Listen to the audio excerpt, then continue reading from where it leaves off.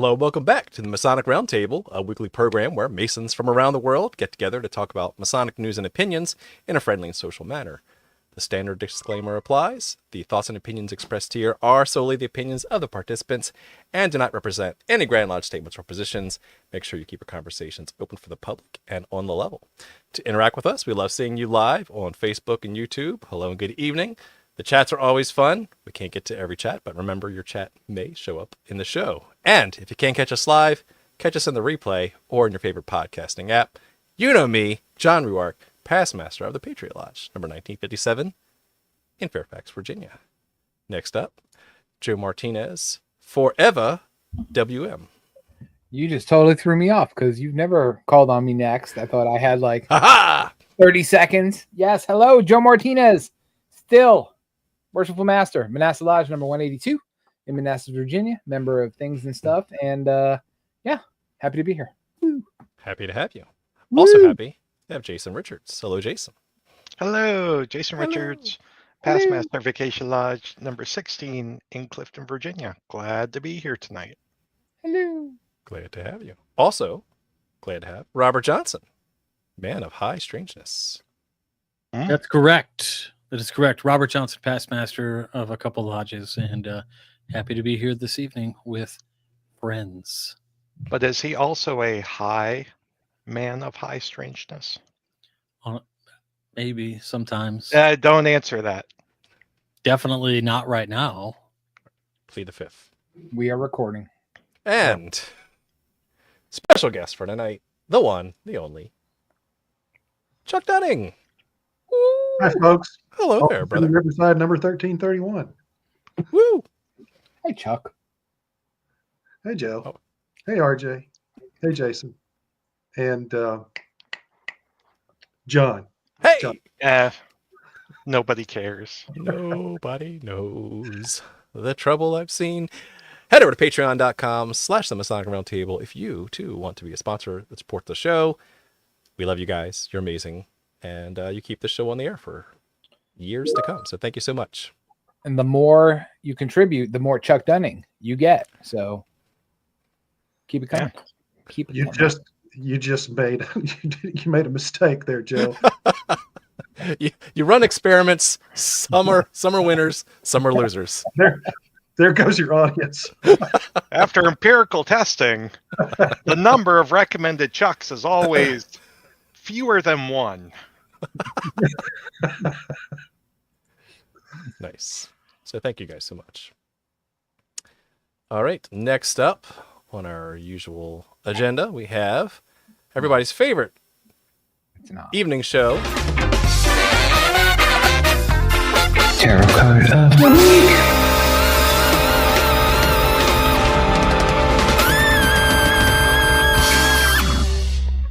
Salud. Jazz hands.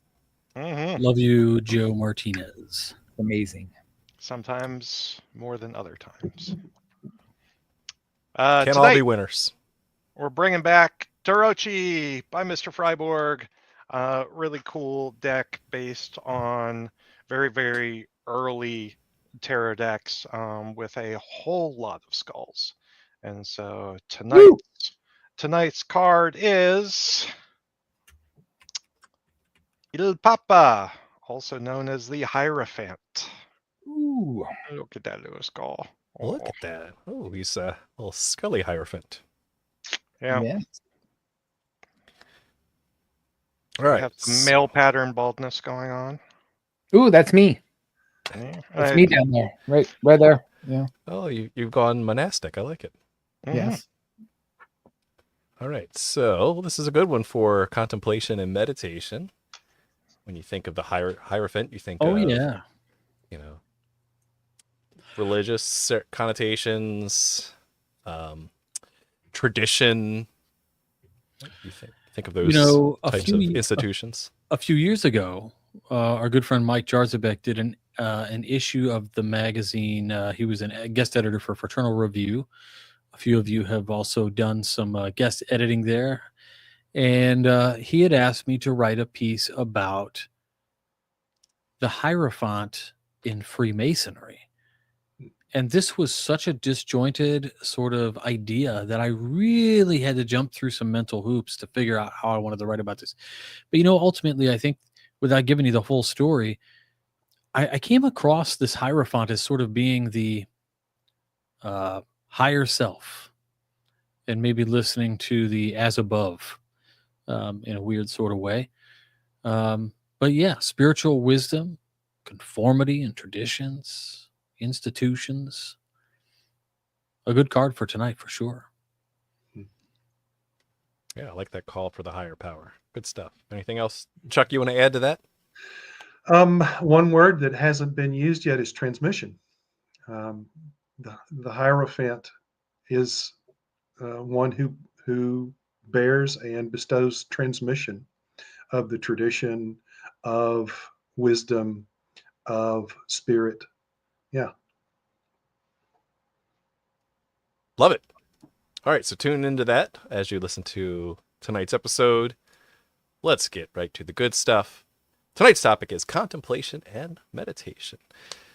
We did a meditation episode, 2 or 3 years ago, but it's also time to evolve that because our practices have grown and changed over the years. And, we thought, what better way to introduce this whole concept of contemplation and meditation than bring on the man himself, who literally wrote the book on the contemplative craft and all the contemplative lodge. And just, yes, exactly. So I think it would be great to have Chuck's insight as we journey through this concept together. So Chuck, define contemplation and meditation for us. Are they the same? Are they different? It's a great starting place. And you're really going to find the words used differently by different people. And different traditions, different systems use the words differently. The way that I use the two words is the way that it tends to be used in the academic world, where contemplation is an umbrella term for methods of adjusting and focusing your consciousness. And meditation would be one of those. Meditation being usually thought of as specific practices where you close your eyes. You may do some things with breathing. You may do some things with your attention, like focusing on your breath or focusing on counting or a particular image or something like that. There are lots of different kinds of meditation, but it's that sitting still kind of thing. Although there are such things as walking meditations, and you can bring meditative kind of consciousness into practically anything. And that's where the lines kind of blur between what is meditation and what is contemplation. In many traditions, contemplation is actually used as a word to signify a very deep kind of meditation where the practitioner realizes their oneness with the thing that they're focusing on. So again, it varies by tradition, but the first way, thinking of contemplation as an umbrella term, is I think what you'll find in most of the current literature in the academic world. So you can do contemplation without doing meditation as well. Yes, exactly. For example, ritual, like we do in Masonry and other traditions, ritual itself is a method of contemplation because it focuses our minds on the things that are represented in the ritual and by the ritual. So that's an example that, a huge part of your audience is going to be familiar with. Yeah, that's really interesting, Chuck. I mean, I've always and first of all, I want to thank you so much for setting me on a path. I mean, from all those years ago where I first started being a fangirl and then actually talking to you about contemplative practices. But yeah, I've always thought of, and I'm probably wrong, but meditation as the practice. That's something you do. And then contemplation for me is a state, something you hope to arrive at or something you sit in or something you experience. Right. And at least that's how I bucket it in my brain. Yeah, I think that there are a lot of people that tend to think of it in those terms. And that's why it's easy to see these different ways of being, different things that we do as contemplative, like ritual, for example. There's lots of other examples. Dialogue, the conversation with other people can be a contemplative process. So since you've written a couple books on the contemplative aspect of Freemasonry, can you kind of summarize some things that people would see if they've not read your books before? Like, what does contemplation have to do with Freemasonry? Yeah. Well, so there are two things that I have tried to do with all of my books. And one is to help people make the conceptual connection between Freemasonry and contemplative practice, to see that our ritual actually literally talks about contemplation and being contemplative. And so it has a natural place within our tradition. So that's one thing that I've tried to do. And the other thing that I have tried to do is to provide practical instruction so that each of my books has a kind of do it yourself or how to kind of quality to it. Because it's real easy to talk about Freemasonry in kind of theoretical, abstract, intellectual, philosophical kinds of ways. But when it comes to how do I practice this stuff? What do I do differently? That's where I think a lot of our literature falls short. And so I really wanted that to be a mainstay of my writing. I am so glad you did, because yeah, when I first read Contemplative Masonry, I love how prescriptive it was, not in telling you what to think, but more importantly, just kind of how to get into that zone, right? How to savor these concepts and symbols that we sometimes rush through in Masonry. And so to me, I love that it was very practical. I needed that, and I kind of needed that, my hand to be held to go through that process in the beginning. Yeah. Mm-hmm. Oh, thanks for the feedback. I'm glad it was useful to you. Because I agree, most things kind of sound kind of woo-woo in the beginning if you don't have some starting off point. Otherwise, it just seems very very heady, very abstract. But Joe disagrees, so. No, I Okay. don't. I don't. When you said woo woo, it kind of stuck with me, and all of us have had these conversations individually and with and without Chuck, but that's the biggest issue for me, right? Like, I go to lodge for a certain type of experience. Chuck goes to lodge for a different experience, and there's probably some parallels and overlap there and stuff. But how do you get past that? And maybe this is a question for Chuck. How do you get past that woo woo phase of like, hey, you're not just coming here to sit down and eat some soggy ass green beans and sit in a boring meeting? Like, how do you get over that hump to the average non-contemplative Mason, let's say? Yeah. Well, I think one of the things that I try to do is I try to help people understand how they already are contemplatives. To some degree, everybody is already a contemplative. Anybody who takes the time to sit down and just think about what something means, or even to talk with someone else about what something means, they're engaging in a contemplative process. When you practice learning the ritual, even if you're not asking what does it mean, you're still engaging in a contemplative process because you are so focused on getting those words and those movements right. And that has an effect on your consciousness. Even if you're not intentionally thinking about what does this mean, it still goes in. And so how many times has someone who has studied ritual suddenly experienced something in their life and they've made a connection? Oh, this is kind of like this in ritual. And maybe they give it some additional thought in the moment, maybe they don't, but the fact that they made that connection shows that this contemplative process is having an effect. And so that's the entree, is to help people understand, no, you're already a contemplative. You already naturally do these things. This is instinctive human behavior. I like it. All right, well then let's shift now over to meditation. Unless Robert, you want to jump in? Anything contemplative Well, first? so similar to Joe's question, something that, and you might get into this later and just direct me to, we'll talk about that later if needed. But the question I have is, oftentimes when we try to bring the practice to a lodge, you said the woo woo thing. Joe had a question about it, and a lot of times, I don't know if it's like a fragility thing or it's weird, but I get guys who are seasoned Masons who feel weird about the entire experience of sitting there going,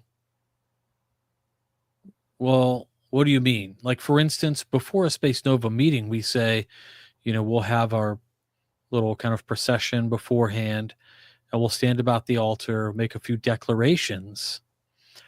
And then our Tyler will say, or a Marshal rather, will say, we'll now be silent for a moment of contemplation. And we try to prep new guys who are going to join us for the first time to say, hey, we're going to do this thing.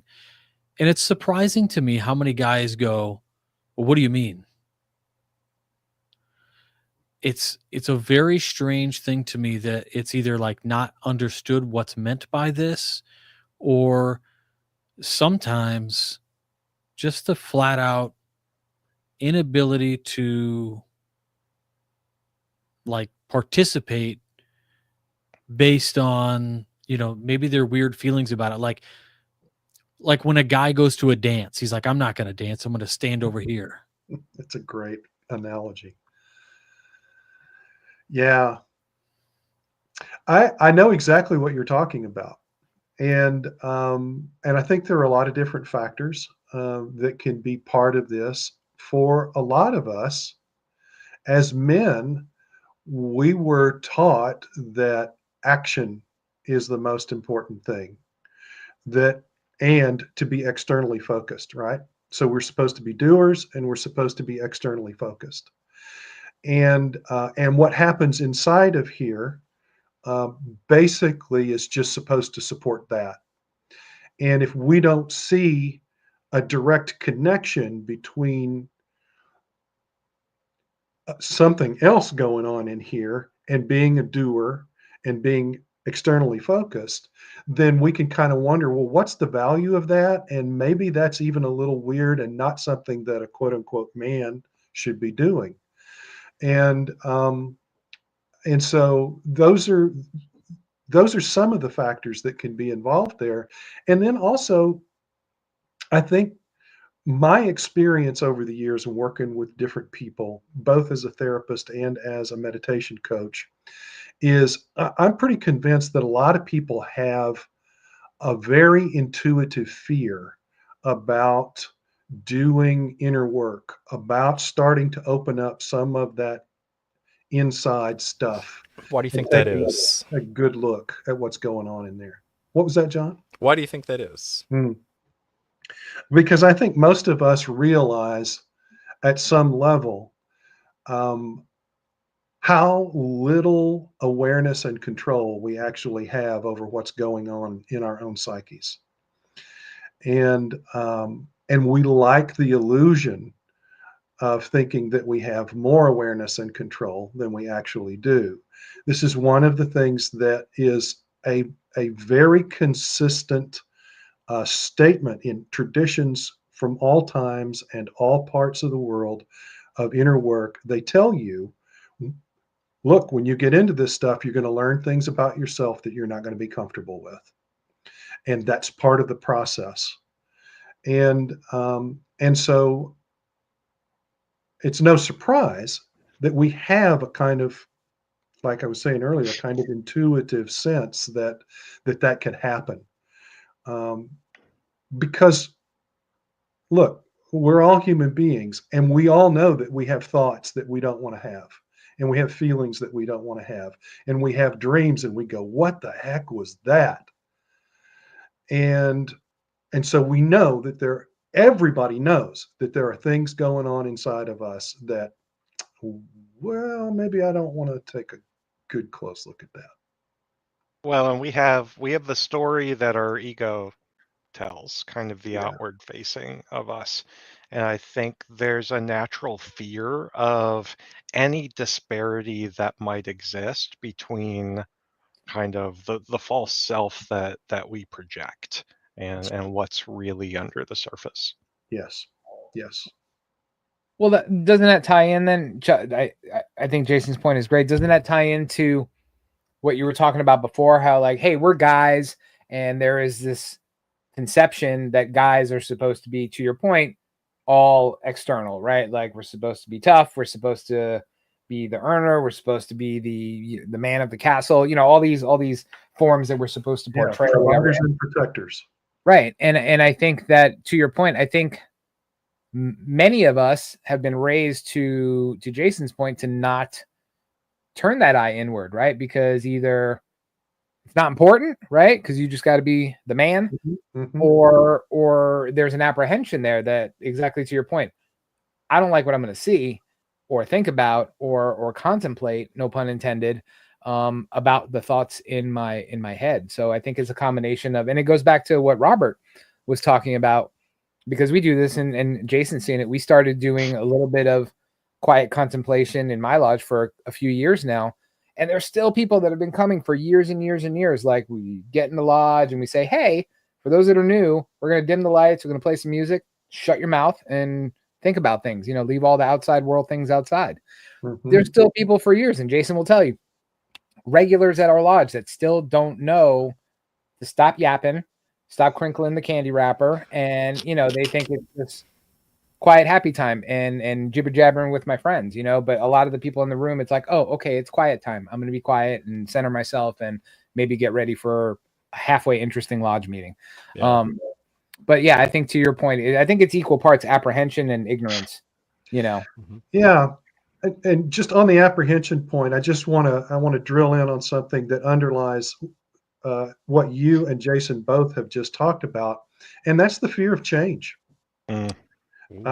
There's another thing that we intuitively know about engaging in this contemplative process is that it's going to result in change.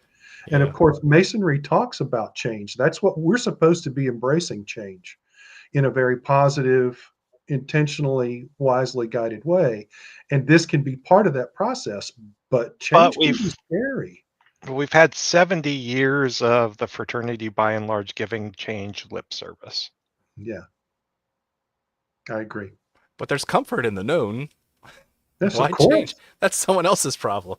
Well, yes, and you don't want to just go wildly, loosely into the process of change either. That's dangerous.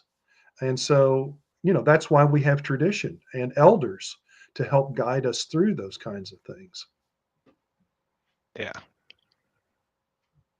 Inner work shouldn't be solitary work, right? Well, sometimes, but It not shouldn't totally be solitary. total solitary work. Yeah. Yeah. I just think while we're on that topic about lodge meditation, Joe, what would you say to Lee Blagan's comment? Have lodges ever considered just mandatory silence time? Just lower the lights? No. In his example, not even telling the lodge room, just let them hold the silence. See, an interesting Because experiment. people don't hold the silence. I saw that comment and I smiled because, again, two examples. There's a lodge in DC that I'm a member of that every single person knows, and they consider themselves an observant lodge, more or less. But every single person knows, whether they're a visitor, whether they're a member, whether they've been going for years. Everybody knows before lodge starts, there's quiet contemplation time. Like, it's not announced. There's no agenda to it. It's just done. But you don't hear any crinkling of wrap. You don't see people watching baseball games on their iPhones. Everybody knows it's shut up time and get ready for the work. So I'm torn on that comment, right? I think, do I get tired of saying it every month for 4 years straight? Maybe with a year in between as a gap, but I don't, because somebody will not do it, and that just irks me. Well, and I typically don't participate in Manasseh's moment of reflection, because that is when every single month I have to go out to the kitchen and yell at some kids who are being way, way, way too loud while the meeting's about to start. Yes. Agreed. Do I need to change? No. It's the rest of the craft that needs to change. I second that. Yep. Nice. All right, let's shift over to meditation. Why should Freemasons care about meditation as a deeper way of contemplation? Well, one answer is I think there's really good evidence that the early speculatives in that transition from operative to speculative were aware of what might have been generally called mental training. But we have the Shaw statutes from the operative craft in 1599 that talk about the art of memory. And the art of memory is a very specific phrase that refers to a kind of inner work in which you use visualization as part of your memorization process, but not just to enhance rote memory. It's to make connections also between things. And then it goes beyond that even. But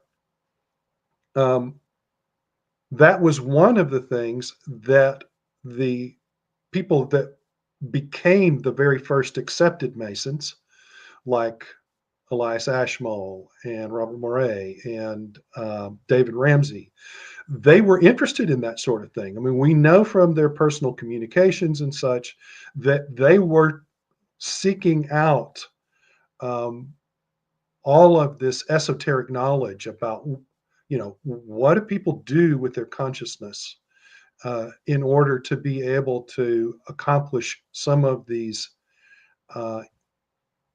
feats of brilliance that they could see in the operative craft, what those people were doing. They were also interested in lots of other traditions, but they were interested in the operative craft because of their ability to use their mind with architecture, with geometry, and to be able to hold that all within their brain.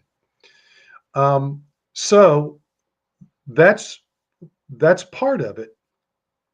But then we can just look at what is it that Masonry is asking us to do today. If we don't have to have the historical precedent, although that's nice. But what is it that Masonry is asking us to do today? It's Get asking more members. That's right. It's asking Raise dues. the ritual. Let me change that. The ritual. What's the ritual asking us to do? The old saw is to make good men better, right? But the ritual is asking us to become more virtuous human beings. Mm-hmm. I agree. To be more illuminated human beings, to become wiser, stronger, and more beautiful souls. Mm-hmm. Well, that's exactly what all these meditative traditions are about. Mm-hmm. Learning how to focus your consciousness and apply it in new ways. The old saying, if you always do what you've always done, you'll always get what you've always got. That's true for how we use our brains, how we use our consciousness too. And so meditation is about learning new ways of using your consciousness. It's actually about learning how to become a craftsman with our most fundamental working tool, which is consciousness itself. Why do you think that is like, this isn't to sound like uppity or whatever, but it seems to me that like a basic rudimentary understanding of the ritual, if there was any doubt about what you just said,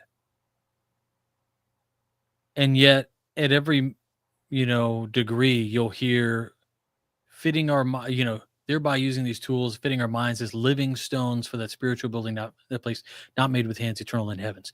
So you have this, like, they're telling you, hey, yeah, these working tools are an allegory for the actual facets of your consciousness, right? And so we say this in the ritual, And then like you could be at a meeting and say something like what you just said, and people would be like, "What?" It's like I don't Yeah, I agree. I don't understand the disconnect. Yeah. Like we told you up front, it was in your degree. We spent time talking about this, and you just want to crush cans for the scholarship.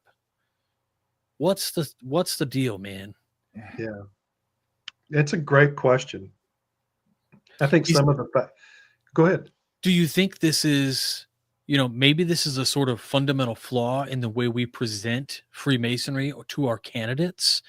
Are we failing to sort of like tell them, hey, yeah, we make good men better, but that's not just lip service. Here's what that means. Are we like just fundamentally failing to do that, or? Yeah. Yeah. I think a lot of lodges are fundamentally failing to do that. Nobody, I mean, most Grand Lodges now have candidate materials, things that candidates are supposed to read or listen to on tape. For example, old cassette tapes. I can remember hearing things on cassette tape. Um, or, but they're supposed to be candidate materials. And often those materials will kind of mention some of these things along the way. But what gets stressed is fellowship and community service. Mm. And those are the really clear messages. And the predominant, my experience of the predominant message in Masonry, or the predominant way that Masonry is put forward, is that there's this box that has all of this wrapping and these ribbons and bows on it. And inside that box is fellowship and community service. Once you get inside the box, all the ribbons and bows don't mean anything anymore. Mm-hmm. And what they're saying, what they're equating with the ribbons and bows is the ritual and the words of the ritual and the things in our monitors that are basically parts of our ritual. And that's the attitude. It's not, no, that's just all wrapping and bows. It's not really what you're here for. Boy, I love it. Well, and I think a complicating factor of this too is that like real change, real transformational change is very scary and very difficult. Mm-hmm. And so, I do think, there are a lot of brothers we've opened the doors to who just haven't been up to that task of actually breaking everything down and building themselves back up again. Well, I think that just to tie a bow on that, I mean, I'm going to go a step further and say, because I know what you're getting at, but I think going back to Chuck's point, you can ask 10 different, you can grab 10 Masons off the street if you can find them, and ask them, why should people join Freemasonry? And you're going to get 10 different answers. And that's the problem, right? And, there are some, and everybody here has heard it. Hey, I joined Masonry so I could become a Shriner. I joined Masonry because of this. I joined Masonry because my granddad was a Mason. Or, how often do we actually hear, I joined Masonry because I want to transform my soul? We don't hear that often. I mean, those that do, we tend to find ourselves, right? We find each other, now that we have things like the internet, not cassette tapes like Chuck is talking about.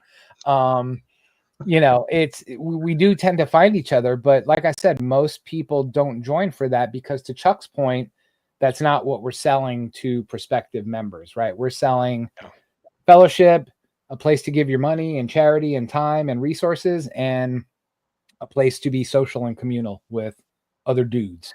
That's what we sell, right? And that's what we put on our bumper stickers. And to your point, Chuck and Jason, we gloss over the fact that we've got all this ritual to get you through this process, and it's more of a means to an end, right? And not the lessons that you need to get to the end itself, right? It's just something I got to get through. It's harder to create an elevator pitch based on that. Yes. Yeah, but also like you'll remember. Gosh, what was it? Like, okay, a brother who is the highest office you can get to in the United States for a certain jurisdiction said, right, like ritual and all this stuff is just the rigmarole you have to go through in order to get the good parts of Freemasonry. Mm-hmm. And I was just like, what are the good parts? Like stag parties? I don't understand what this is. Like when I read about Masonry, it was like Wikipedia. The Order of Quetzalcoatl. When I read about Masonry, like I knew what I was getting into. It said like there was going to be work on myself and stuff, and then there wasn't. I was like, oh yeah. So let's bring it back to meditation then, right? So we've talked about setting the expectation. When I was dipping my toes in the meditation water, holy smokes, there was not a good place to start, because if you read 25 books on meditation, you'll get 55 to 70 different explanations, methods, practices, ways of doing it wrong. And so it's not very user-friendly to get started. So you can get started with contemplative masonry and inner Christianity. Well, there you go. There's your books you need to read right there. There's the starting point. That's how several of us got started. I think. That is very true. Very true. Chuck, how would you categorize the different flavors of meditation that are out there and kind of the pros and cons? Wow. Yeah. Because Man, it's a buffet. Yeah, it is. It is. And it's a buffet of many different cuisines. I would say if we try to start breaking meditation down into types, right? So there's meditation that's basically just aimed at a kind of peacefulness, calmness, quietness. So that's one category. Another kind of meditation is aimed at digging into concepts deeply, and we could call that discursive meditation. That's a good term for that. Another kind of meditation, this is really more in terms of the technique and the technology of meditation is the way I'm categorizing things. Another kind of meditation is using imagery. And that can become very involved to the extent to which, if you're good at this and you're practiced at it, you can be so totally immersed in it that you forget your physical body and senses. You're just totally immersed in what's happening in your imagination. And I won't go into all the different applications that can have. Then there is a kind of meditation that is more affective. It's more focused on emotional experience and feeling, opening up the heart, for example, and finding the wisdom that lies within the heart. There's another kind of meditation that is really about accessing intuition, opening the mind for those flashes of inspiration and insight that seem to kind of come from who knows where exactly. And lots of different systems and traditions try to explain where that's coming from. Yeah. And Jason's just pointing to an intersection of that with imagery. So those are some, I would say those are the big, broad technical categories of meditation. I like that because there's pros and cons to all those, and people may not latch on to those. So I think I'm a firm believer of, especially for if you're trying to start with some practices, don't try to go too deep all in one. That's just my personal opinion, because you kind of have to go to you have to fill your plate at the buffet the first time and then go back for seconds for the thing that you like. You know what I mean? Like you got to dabble, but then you don't have to get a lot of one thing. You can just sample And then once you find something that resonates with you, and that could change, right? That you, again, I might be craving ribs one night and seafood the next night, but man, I'm hungry now. And so this is just one of those things that you don't have to take just one piece of advice or what your friend does and just go along that path, right? There's so many different ways to do it. That's true. Here's one comment I want to make about this, and that is that of all of these different categories, there are two things they all have in common, and that's concentration and relaxation. And so, whatever it is you're doing, if you're going to be as effective with it as possible, you need to learn how to relax and you need to learn how to concentrate and do both at the same time. And for a lot of people, the idea of concentration seems like the exact opposite of relaxation, but they can actually happen together and very powerfully. So, learning how to do those two things separately and together, in fact, you kind of have to learn how to do them together, because if you sit down and focus on relaxing, you're concentrating. Well, Chuck, the whole time you were going through the different types, I mean, all I kept going back to in my mind was, I would imagine, and this is just a broad statement, that for most Freemasons, using imagery would feel the most at home to them, right? Because we just smash them with symbols all day long, right? This symbol means this, and concentrate on this symbol. Square in your face. Look at these pillars, and it's just we teach through symbols. So I would hope that Masons who aren't accustomed to dipping into meditative practices could at least find something that resonates with them using imagery, right? Yeah. And there's that historical connection with the art of memory. The imagery is a real important part of the art of memory.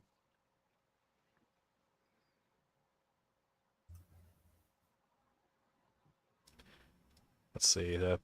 Patrick Tessier, our favorite listener right now, tips on quitting the mind for a lodge secretary trying to meditate. I'm assuming, maybe not, that might have been quieting the mind. Or quieting the mind. There you go. Quitting the mind is something that I do think some people are after. I need to detach. So yes, that's immediately how I read it. Yeah. That's a very permanent, permanent type of quieting thing. the mind for a lodge secretary trying to meditate. Yeah. That's a good question, Patrick. Yeah, one of my teachers used to say, if you can't meditate on the train, you can't meditate anyway. And I think that was a bit of hyperbole, but it was a good challenge. It's like anything else that you want to become skilled at, you have to start with simple, basic things and build up. It's like building strength and lifting weights.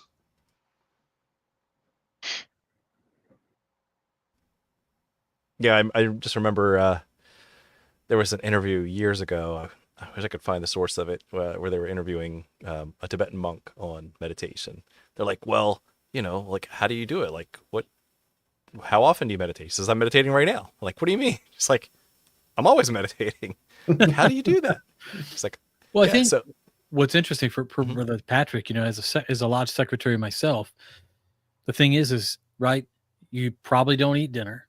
You're probably not gonna, eat dinner afterward even, or maybe you're smashing that cold piece of pizza like 5 seconds before lodge, because everybody's got to come up to you and talk to you about something.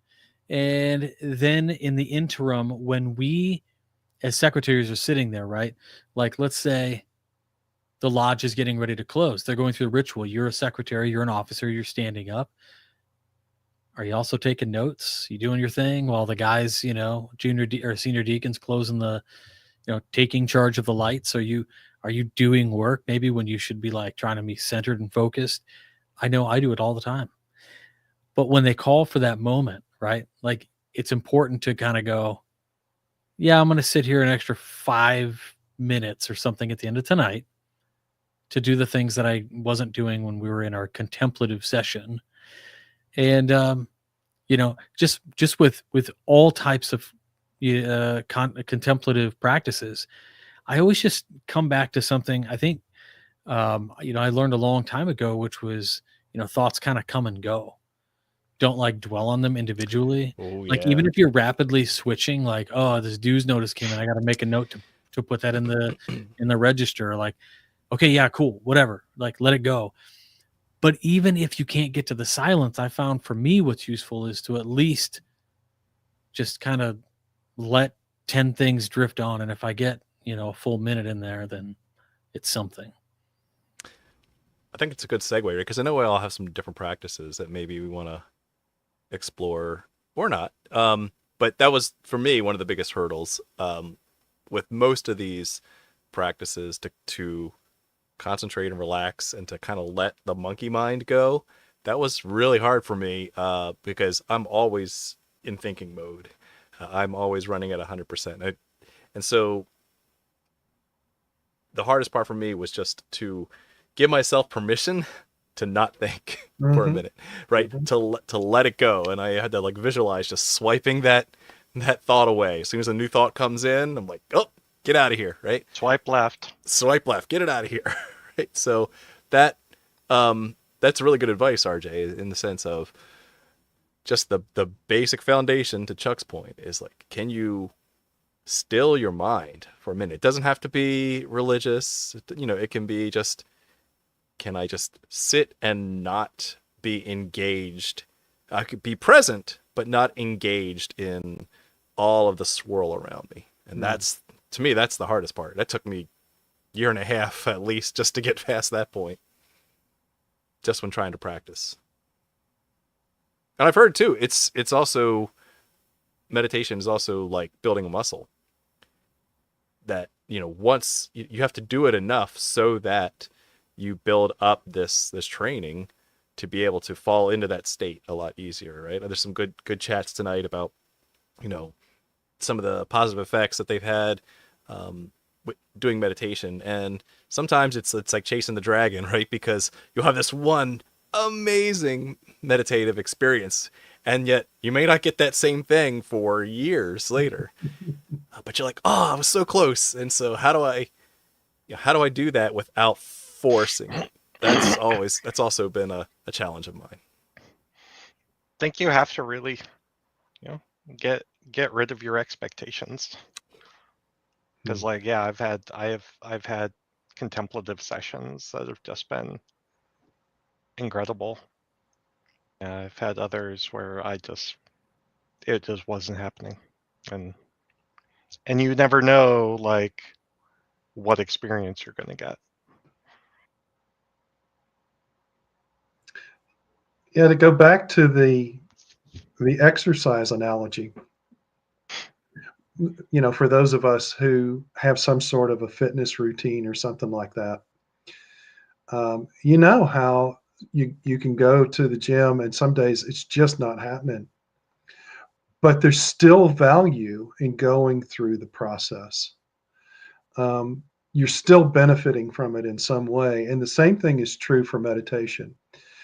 Even if it's not meeting our expectations or our hopes or whatever, as Jason was talking about, even if it's not living up to what we think meditation is supposed to be, if we're doing it right, which is a terrible concept, then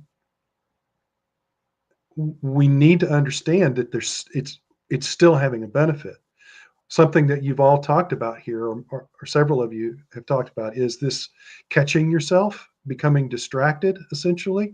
Here comes a thought, and you realize you're starting to latch onto it, and that's becoming your focus instead of focusing on being open and calm and quiet. Just noticing that you're getting distracted is very good inner work. Mm-hmm. It develops, that's a sign That's that you're true. developing internal awareness. And the more you do that, the better you get at it. And so what a lot of people think they are supposed to react to with frustration and disappointment and anger is, no, reframe that. You did good. Because everybody, even seasoned meditators, experience distraction. Yep.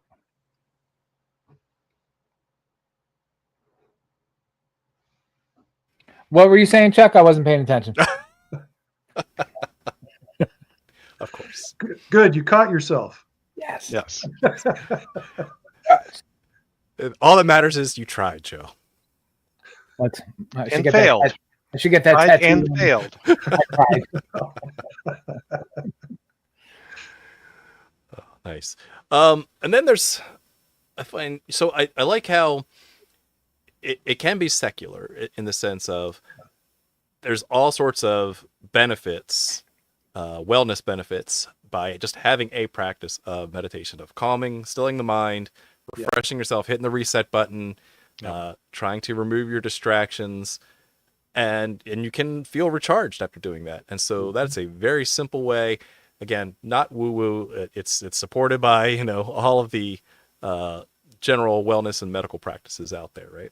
Yeah. And then there's also, the deeper contemplative. I don't know what you would call it, inspirational. Because I don't want to use the term religious just yet, but you could also get tapped into the divine if you were going down that path too. So what does that look like? How is that different? Yeah. Well, one of my favorite terms is psychospiritual. Because you could say we have layers or levels of depth within us. And different traditions try to explain this in different ways, and they have different kinds of conceptual models to try to explain this. But we can all find this very easily. And so, aside from the physical benefits of doing meditation, there are also psychological benefits. I sometimes refer to meditative practice as a shower for the mind or a shower for the psyche. It's a basic kind of mental hygiene practice. It's like if you don't take a physical shower, if you don't bathe physically, after a while you start to stink physically. Well, if you don't refresh your mind, if you don't bathe your mind routinely, you start to stink mentally. And thankfully, we have a natural built-in thing called sleep that helps us bathe the mind every day if we're got a good, healthy sleep pattern. But we can even improve our mental hygiene beyond that. That's just the most basic thing that we need, right? But meditation practice can improve our mental hygiene. And that's not just intellectual stuff, but also emotional stuff. And so then we go even deeper from the psychological into these mysterious, ineffable levels of our being. Things that we can't just explain away with emotion, with being irrational, right? We can't just, there are some things about our conscious experience that we cannot just explain away easily. And for some of us, it's very clear that there's something in there that transcends who we are as an individual person and human being. And we feel drawn to connect with that and develop our sense of awareness of it, even a sense of relationship with it. And that's then where the psycho becomes spiritual and the psychospirit, and it's all interwoven. You can't really ultimately separate them out from each other. I like that. And so in my dip into the esoteric, I'm again a kind of a rule follower, and I always wanted to find like, how does this relate back to some actual legit practices, right? And it's not something that's occult or not authorized. And so in my readings, contemplation, I did come across the cloud of unknowing, which dates all the way back to like the 14th century. Yeah. Right. And it's explicitly teaching you how to meditate, so that way you can sit with the divine in this cloud of unknowing before you. But it is a religious practice, and I was like, I never learned this in like Sunday school. Like, come on, this is weird. But it's not a new age thing necessarily. It has been a practice done by desert fathers and desert mothers for millennia almost. Yeah. And in fact, I mean, it's in the Old Testament, be still and know that I am God. Mm. Yep. Well, that's cool. We're getting close to time. Any last questions for Chuck? Let's get some real stumpers on there. Let's really try to stump the chump. Why wouldn't someone want to try a contemplative practice or Yeah. being more contemplative? And a Mason. So why wouldn't a Mason want to be more contemplative? Yeah, I think some of the things that we talked about earlier, it seems strange. It seems out of place from what we've been taught about Masonry and what Masonry is supposed to mean. It seems out of place for what we've been taught about being a man and how a man is supposed to be. It seems maybe even a little threatening because it might mean doing something that we don't understand, that we're not particularly good at, and that may lead us to change. There are all of those reasons. But then there's another very simple thing that we haven't talked about yet. So I'm really glad you asked this question again. And that is, who among the people that I identify with do this kind of thing? I don't want to be alone in this. I don't want to have to now become part of some weirdo group. Who are the regular guys the regular Joes that I hang out with? If we only had a regular Joe present, who are the regular He's Joes? all sorts of irregular. Where's his mute button? Yeah. So that aspect of belonging is an important thing. And if you embrace this, that means becoming different immediately and maybe even more alone in some ways. And that's another thing that you'll hear people who are talking about their experience of being new to meditation dealing with, is that sense of, I feel kind of alone in this, even if they know a few people here and there that they can count on for help and support. Good answer. Joe, Robert, any last questions for Chuck? No, Jason stole my question. I would just ask, what is your go-to explanation? If, let's say, I'll ask this because it happened. We had a lodge meeting where we did a contemplation before the lodge, and then we had Grandmaster in attendance. It was a kind of he was in town, so he was going to visit the lodge. And afterward, he said, it was a very enjoyable experience. It was different, but I'm glad you guys do it. And I thought, that's an interesting way to say he's not seen that before, which seems kind of troubling in the fact that it's what we're kind of supposed to do.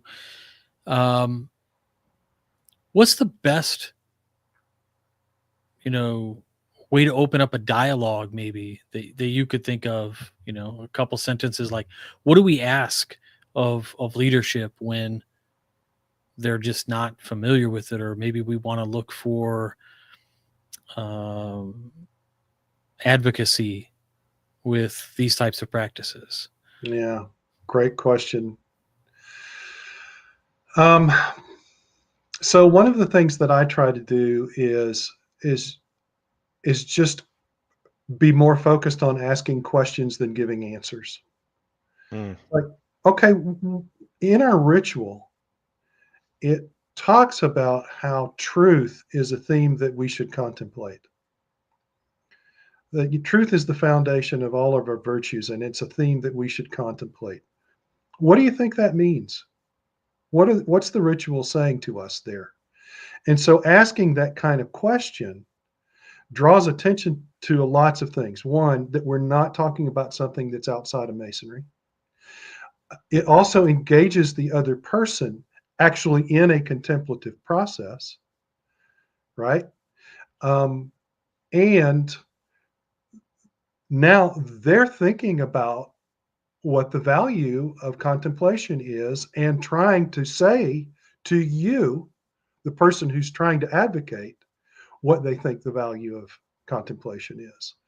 And so I think that the asking questions is one of the most probably underrated things that we can do in terms of engaging people in moving towards contemplative practice. Beautiful. Yeah, that's great. I mean, I think something that you just said sort of almost reaffirmed something I saw in a stupid TikTok video the other day, and it was like extreme investigative guys with the military talking about how they uncover crimes, and they talked very much the way you did about how to focus on a conversation to get somebody to start thinking. Of course, they took it in a completely different direction, but it's interesting to note that those practices sort of are universal in terms of opening people up. Yeah. So thank you. Yeah. Right. You're welcome. It's a great question. All right, gents. That time of the show for the final question for each of you to close us out. The question for tonight is, what tip and or trick would you give to someone starting their own meditation practice? What tips or tricks would you give to someone starting their own meditation practice? Let's assume they've tried it a couple times and they're reaching out for advice. They're not completely brand new, but they're still a newbie. Let's take it to Jason. Just do it. I think the best thing you can do is practice and try to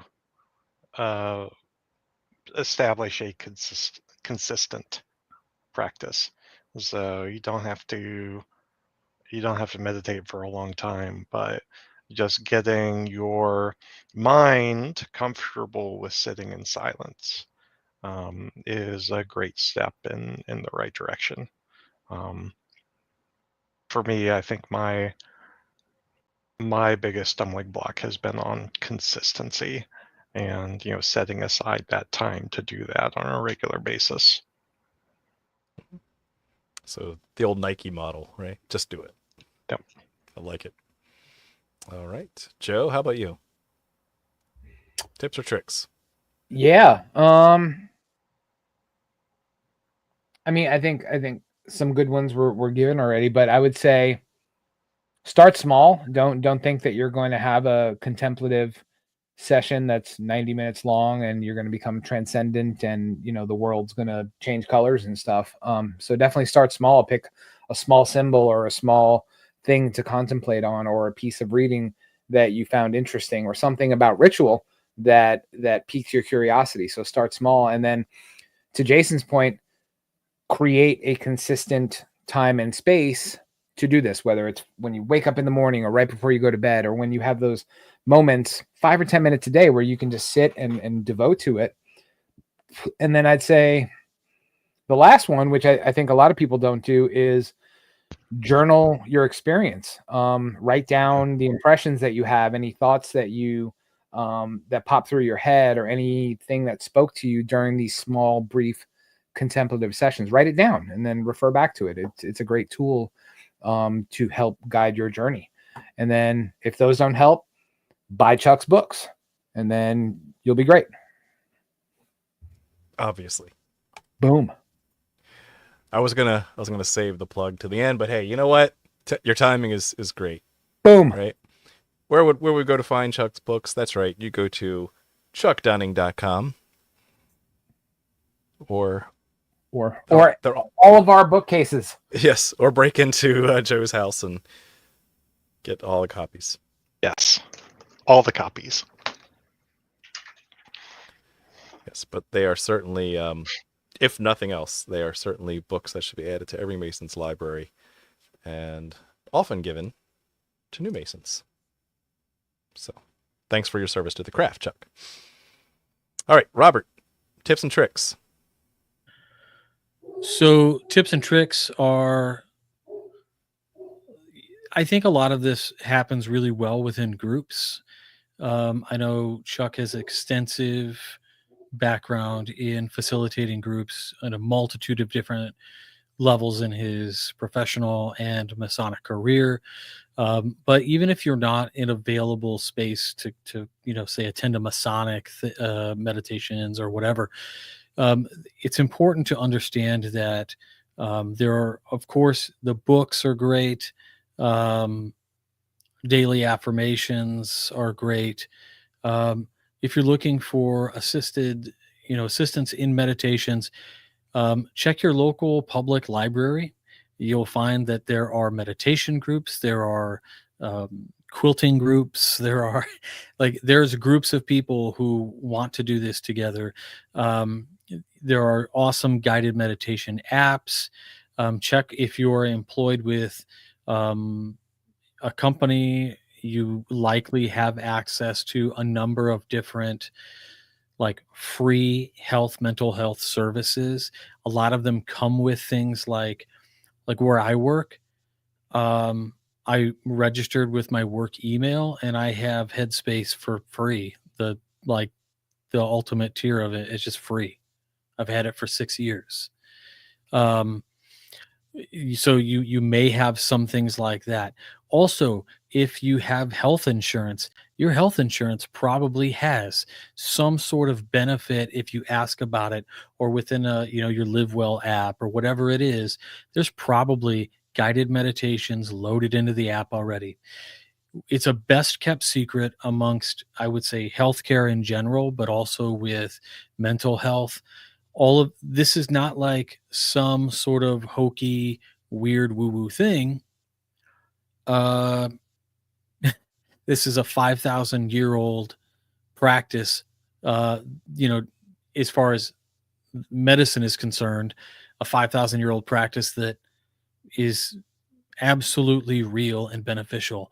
So you can check out your hospital networks. If you have a therapist, they probably have groups there. And don't be surprised if you have like a flex spending account or a health savings account or something. A lot of these apps, or like even mental well-being apps, or acupressure mats and things, those are covered under your FSA.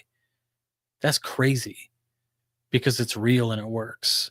So, take advantage of the options that you already have, that your tax dollars, whether it's from work or, your property tax or whatever, they already pay for. There's a ton of different awesome apps out there and programs to get involved in, especially in your local communities, so take advantage. It's out there for you. Nice. All right. Before I get to mine, Chuck, thank you so much for coming and joining us tonight. Thank you, Chuck. Any things you wish you had said, or any other context that you want to give? I'll throw something in on this final question. Mm-hmm. Great. And I'll take us right back to the card of the night, and the Hierophant being someone who carries and preserves and provides transmission. One of the ways most of us experience that in our lives in different contexts is through mentoring. So I think it's very important to try to find someone that you can relate to as a mentor in your inner work or with your inner work. And if you're a Mason, to find another Mason so that you can connect with all of that symbolism and imagery and ritual language and everything, just the fraternal experience, all of it has relevance. And so that experience of having someone who's a little further down the path in doing this inner work and can kind of say, yeah, that's par for the course. What you're experiencing is normal. That's really valuable. And maybe they can kind of help you clear up some rough spots that you might encounter. And right along with that is going back to what we said about the importance of belonging and connecting with other people, is finding people, even if they're at a distance and you have to connect online, kind of meditation buddies, people that share this interest and practice, and we can bounce things off of, in our experience with each other. So that's my final addition on the last question. Beautiful. Woo! Thanks again. Woo! You're always welcome back on the show, Brother Chuck. We appreciate Wow. you. Eh, When Joe's not here, bazinga. you're more than welcome to fill in. That's fine with me. Always a pleasure, Chuck. That was his plan all along. Love it. Good stuff. Good stuff. All right. Let's see. Let's bring this home.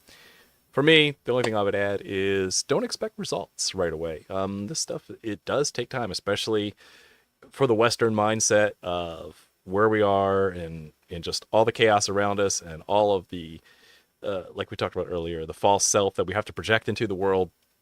It's hard. It's unnatural for the way that we've been programmed for most of our lives. So yeah, just go with the flow, try it, dabble it, go to the buffet, see what works, see what you might want to come back with. But most importantly, realize it doesn't happen overnight. It doesn't change you overnight, but it's worth the journey. And I really just hope you stick with it. So be consistent, like Jason said, but also just go with the flow. Don't expect results overnight, but you'll know when you get there. It's a great feeling. So this is fun. I really appreciate everybody's conversation. Appreciate you guys in the chat. The chat's been fun.